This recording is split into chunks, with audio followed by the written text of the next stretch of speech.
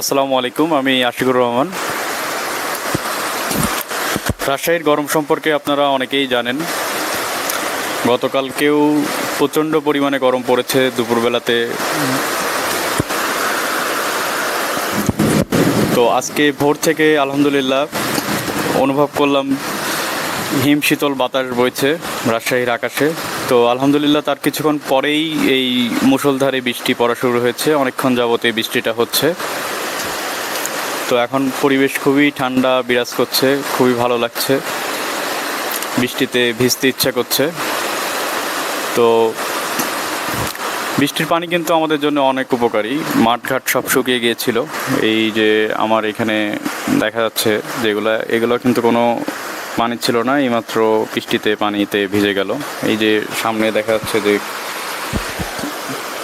মিডিলে দেখা যাচ্ছে এখানে ছিল কচুরিপানাগুলো শুকিয়ে একবারে শেষ হয়ে গিয়েছে। তো আলহামদুলিল্লাহ বৃষ্টিতে আবার সব কিছু সতেজ হয়ে যাবে।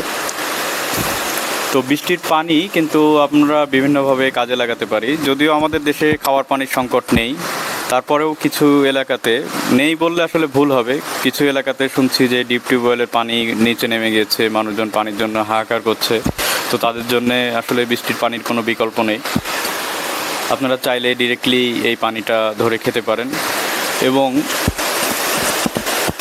এখন আমাদের বাসায় আমরা না খেলেও কিন্তু আমাদের ব্যাটারি পানি খায়, যেমন অটো ব্যাটারি, সব আইপিএস ব্যাটারি, এগুলো সোলার ব্যাটারি, এগুলোতে কিন্তু পানি দেওয়া লাগে আর কি। পানির ব্যাটারির নিয়মিত খাবার হচ্ছে পানি। তো ব্যাটারি তো আর নর্মাল পানি খাইতে পারে না। তো আপনারা কিন্তু চাইলে বাজার থেকে ব্র্যান্ডের কিছু পানি অবশ্য ভালো পাওয়া যায় বাজারে, তবে ম্যাক্সিমাম পানি কিন্তু আসলে অনেক নিম্নমানের। তো এই আপনারা যদি বৃষ্টির পানিটা কালেক্ট করতে পারেন তাহলে কিন্তু এই আল্লাহ প্রদত্ত এই পানিটা আপনারা ব্যাটারিতে দিতে পারবেন এবং ভালোভাবে ব্যাটারিটা, মানে একবারেই খুবই ভালো কোয়ালিটির পানি এই বৃষ্টির পানি।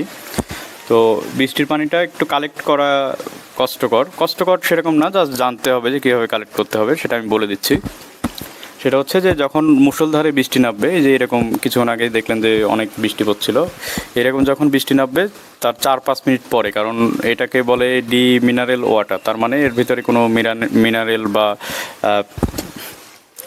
কোনো ধাতু বা ধূলিকণা এগুলো থাকতে পারবে না। তো এই কারণে মানে মুষল বৃষ্টির 5 মিনিট পরে আপনারা পলি প্যাক, মানে টিনের চাল থেকে কিন্তু কখনোই বৃষ্টির পানি সংগ্রহ করবেন না। আপনারা পলিথিন দিয়ে, এই যে ছাদ, যেমন সামনে একটা ছাদ দেখা যাচ্ছে, যদি আপনাদের সবার বাসাতেই এরকম ছাদ আছে বা খোলা জায়গা আছে, এইসব জায়গাতে দেখা যাচ্ছে 4 কোণায় 4টা খুঁটি পুঁতে আপনি পলিথিন বা এই টাইপের যে কোনো জিনিস দিয়ে, যেটাতে কোনো ধাতু কণা নেই, তো এরকম কোনো কিছু একটা দিয়ে, আর বৃষ্টির সময় তো আপনি চাইলে ধুয়েও নিতে পারবেন পলিথিন বৃষ্টির পানিতে, আর এক্সট্রা করে ধোয়ারও প্রয়োজন পড়বে না। পলিথিন দিয়ে ওই পানিটা যদি আপনি কালেক্ট করেন, একটা বৃষ্টিতে কিন্তু অনেক পানি কালেক্ট করা পসিবল। সামান্য একটু জায়গাতে পলিথিন দিলে ওইখানে দেখা যাচ্ছে 10-15-20 লিটার, এমনকি 50 লিটার পানিও, 50, 100, 200 লিটার পানিও কালেক্ট করা পসিবল। তো যাদের পানির প্রয়োজন হয় তারা কিন্তু এই বৃষ্টির পানিটা এইভাবে কালেক্ট করে নিতে পারেন। আর আমি দেখেছি যখন বাগেরহাট এরিয়াতে, ওইখানে মানুষ অনেক বৃষ্টির পানি কালেক্ট করে, মানে নিজস্ব গৃহস্থলী প্রয়োজনের জন্য অনেক বড় বড়, যেমন 5,000 লিটার, 10,000 লিটার এই টাঙ্কিগুলা বা ট্যাঙ্ক, যেগুলো পানির ট্যাঙ্ক, এই যে যেমন একটা দেখা যাচ্ছে এখানে গাজী ট্যাঙ্ক।